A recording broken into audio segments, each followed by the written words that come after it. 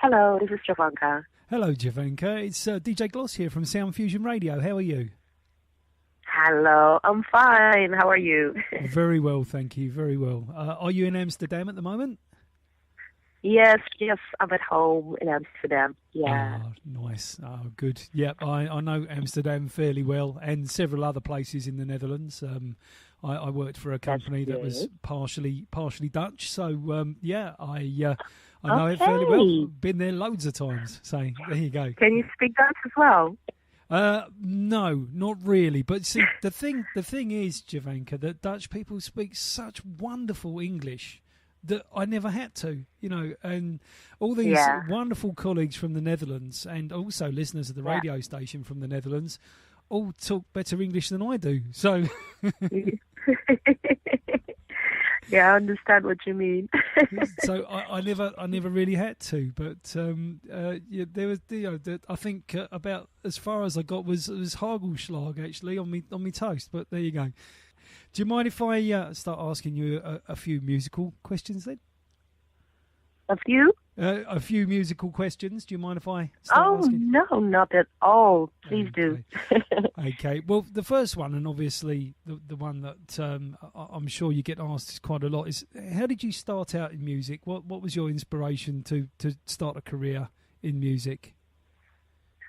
Well, I should say actually it's my parents in a very funky way because they were big music aficionados, like my mom even more than my dad even more than my mom. We had a lot of records at home. My father was really, really into jazz and funk and soul, but also into Latin music, and he was in a lot of bands playing like percussion and trumpet. So I really grew up with a father who's in a band, who comes at home like really late on a Friday or Saturday morning, and a mom in church singing gospel. So they always, we were always surrounded by music. And we were also supposed to play music, but we were never supposed to have a career in music. Like this was made very clear to us, like music was used for as a lifestyle and also for disciplinary reasons, but it was not to have a career in, because that would be dangerous and the world was dangerous and managers would like run away with your money and you would end up somewhere on a boat to Puerto Rico as a slave. Like it was really like, for them it was really like, please do not become an artist. But because they surrounded us with so much music, it happened anyway. So I started singing in bands when I was a teenager. My father was like, no, it was just for disciplinary reasons. And then it was too late. Oh dear. Well, there you go. So what sort of music did you listen to that sort of inspired you when you were younger? What were your favourite bands? Well, it has an evolvement. Like when I was born in '77, so by the time I was like old enough to sort of develop a sort of taste, it was like in the middle of the '80s. Yeah. So I became like a huge fan of the Nana Cherries and the Paula Abdul and the De La Soul. So I was not into the music that my dad was listening to. Like if he would put up Curtis Mayfield or Donald Byrd or Roy Ayers or whoever, I'd be like, okay, not for me. I'm into hip hop or I'm into this and that. And also in the 90s, I was pretty much into hip hop. And it wasn't until like 95 that I just had this major, I don't know what happened, but all of a sudden I discovered what my dad was really listening to. And that's when when we totally met each other again, and I started stealing his records and finding out about all these great trumpet players. Since he was a trumpet player, like half of the records were trumpet players, and I was like, oh my God, Freddie Hubbard, oh my God, this. So I would say since like when I 95, when I was like 18, I started to dig in really into the soul, funk, and jazz, and that has been my inspiration ever since. And I remember the first record that I bought with my own money. It was actually two records. It was the Supremes for some reason, the Supremes, and it was the Rotary Connection. And the Supremes just reminded me of my childhood and the Rotary connection. That was like revolutionary for me. Like I'm 18, everyone around me is like a rapper or a hip hopper or into rock or whatever. Yes. And here I am discovering Minnie Riperton, and she to me is my number one inspiration. Wonderful, wonderful. So, wow, that's a wonderful story. Thank you so much for sharing that with us. That's just really great. So, do you remember the first time you performed in front of an audience? Do you remember that? Yeah, I was 7. Ah, right, okay. And can you remember what you performed? Yeah, like okay, well, I mean, it wasn't that serious, but it was an audience. It was in school, and I remember like the entire school was like looking at me. Like we had a real stage. And it was Friday afternoon, and I decided to first do a piece on the flute because I was playing the flute, and then after that I would sort of throw away my flute, but like carefully, not to break it. Yeah. And then I just started doing Randy Crawford's "One Day I Fly Away." Well, since I'm a Caribbean girl, so my first language is Papiamento and my second language is Dutch. Yes. English really, at the age of 7, was like Chinese for me. Mm-hmm. So my dad had to phonetically write what I was supposed to sing. So One Day I Fly Away. And that was like my first experience, like singing, and then the teacher just, faded out the music, so you just heard me singing a cappella, and just the school was like, whoa! Wonderful. So that was my first experience on stage, but it wasn't until I think I was 15 that I started really performing and getting actually money for it. And when I was like 18, getting like really seriously bookings on festivals and stuff. So I would say 7 was my first, but 18, it really started to become my job. Fantastic, yeah, and but you knew from a young age, obviously, from what we were saying earlier, that this was the direction you were going in, despite the fact that your parents didn't want you to, but you knew. So that's all good. Well, crazy enough, I didn't know. I mean, in a way, like I knew that I couldn't live without music because I literally could read notes before I could read letters. So for me, it was very natural to do music or to be, engaged in music. But because my parents were stressing so much that we should not become artists, I just I went to do other things. I studied. I'm like an educational science. I have my PhD. I did 15 years of modeling. But all of these years, I just made myself a background vocal, a BV, for like 15 years. So I was like telling my parents, like, I'm not really in music, It's like, I'm half in music. Don't worry. No manager is going to take my money. It's not my money. I'm just a BV. Yes, we're going to Japan. I know, but it's not, something that gets lost. An instrument, it won't be mine. So I didn't debut until I was 30 years old. Honestly, my first album came out when I was exactly on the day that I got turned 30 years old. Wonderful. That's yeah. Brilliant. Yeah. So, how many album releases have you had now, then, Giovanca? How many albums have you had out now?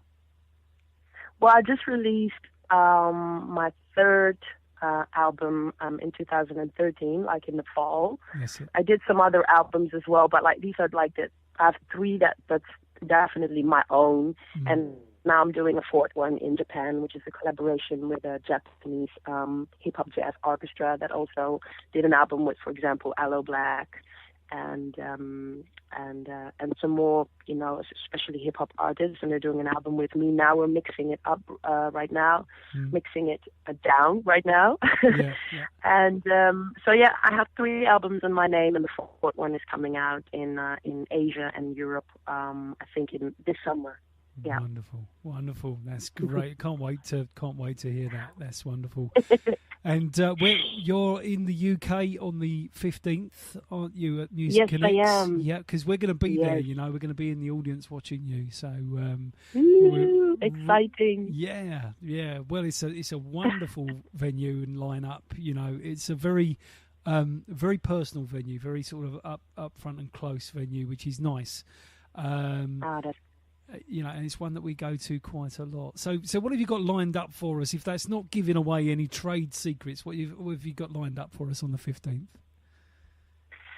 Oh, well, what can I say? It's just me having fun. It's going to be the first time for me ever to do something like this, because I kind of skipped the normal way of becoming a soloist. So I've never did a showcase with other people. I've never been in a lineup to start with. Yes. I just started just like going and being on tour. So this is very exciting for me also to play with another band, and in this lineup. So you're probably just going to see me have a lot of fun and enjoying the fact that I'm able to play my music with people that I don't really even know in a country that I've been to but never perform my own songs in like this. So it's going to be like, I'm just going to have a lot of fun and give it my all. That's all I can say, and make it as funky and soulful and as cosmic as I can. That sounds absolutely brilliant. Funky, soulful and cosmic. I like the idea of that. Yes. I'm seriously liking the idea of that. That's great. Apart from being here in the UK and your album release fairly soon, what other things have you got? Are you planning a tour to Asia? One more time, sorry. If I'm planning to go to Asia again. Yeah, are you planning? Yeah, because you have an album release there in the summer. Are you sort of going there around the album release? Yeah. The thing is, it's always nice because I have a very nice fan base in, especially Japan, also in Taiwan and Korea, but especially in Japan. So we even decided to release my third album, Saturday Night Love, first in Japan and then in Holland and in Europe. So they had the honor to premiere it. So I went there first. And I'm going there pretty much every year. They have this great venue called the Billboard Club, which is it's a wonderful venue, and I'm always very blessed to play there because you get to play 2 nights in Osaka and also in Tokyo, and it's always nice to kind of see what the other days bring for the audience. So you're scheduled, say I'm scheduled, and the next day is Shaka Khan, and the day before me is Jose James, and the day after is FWV. So it always makes me feel very special that they fly me all the way from Amsterdam to Tokyo every year to perform there with my band. And I'm definitely going there this year again.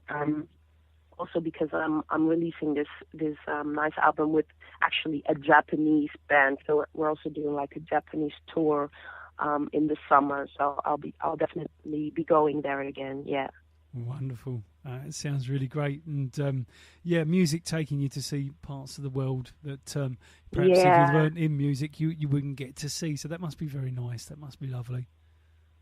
Yeah, it is. It's always nice to share your music and then to be somewhere and it's not their first language either, especially but you see that music speaks louder than words because people feel it anyway, and I've experienced it as well. I've lived in Turkey for a while, I was performing there for a while, and I was doing guest performances with big Turkish artists that I've never heard of, but they're legends in Turkey. Yes. And then they were singing, and I couldn't understand a freaking word of what they were doing, but I was definitely feeling it.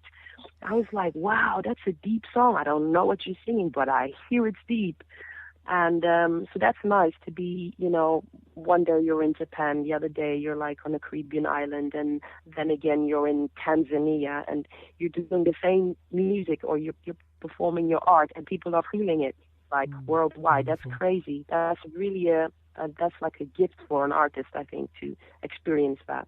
I think that's really, really lovely. I mean, I get that. I know exactly what you mean because there are often sort of Brazilian releases that are in Portuguese, and I haven't got a clue what they're singing about. But you know what? They do not. They make me feel so happy, and they could be singing about all kinds of awful and terrible things, but they sound so happy, So I can relate to what you mean with the, with that. It's brilliant. Absolutely. Yeah. Lovely. Oh dear. So, what about sort of the future? Have you got any sort of long-term plans, or are you just sort of taking it as it comes, or what's the sort of plan there, really? Yeah, I'm more of a take it by the day kind of girl. Mm-hmm. So, I mean, of course, there's always plans, but you know, when you sometimes ask someone, like, what are your future plan, and then something really big comes out of their mouth, like, I want to play in this and that hall, or this and that stadium. But I think maybe if I were, you know, in my early 20s, or if I was 19, I would give you such an answer, you know. But the fact, maybe just because I debuted it when I was 30, and I'm 36 right now, doing my fourth album, I'm more like, you know, I really just want to make music and continue to grow and just continue to share. And if I get a tweet from Timbuktu and someone says, like, I got a hold of your music and I'm bumping my head here in the middle of nowhere to your song, that to me is already, you know, so nice. So I would like to just continue to make albums and to, you know, share music with other people and perform wherever the music is taking me. But I don't set like a goal as in like a certain venue or certain countries. I more try to define the goals within making the music and growing into like just making the product, you know, like really, really making songs and performing.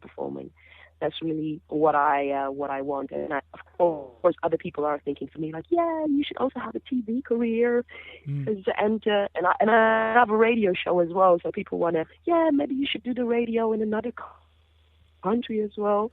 These are all, you know, like side things for me. Wow. I think because I've done so many side things before, like modeling and radio and hosting and studying, for me it's really like, okay, I've done the side things. Now let me just really focus on music, like, you know, the way I should and the way I really want in my heart. So that's my goal. Wonderful. So what music do you play on the radio, Giovanca? What sort of music do you play? Well, I gotta tell you, I have quite a fly program. It's only 1 hour a week, and I do it completely by myself. And I don't have there are no rules for me because I'm not a radio DJ. I'm just an artist with a show. So they give me like carte blanche to play whatever I want.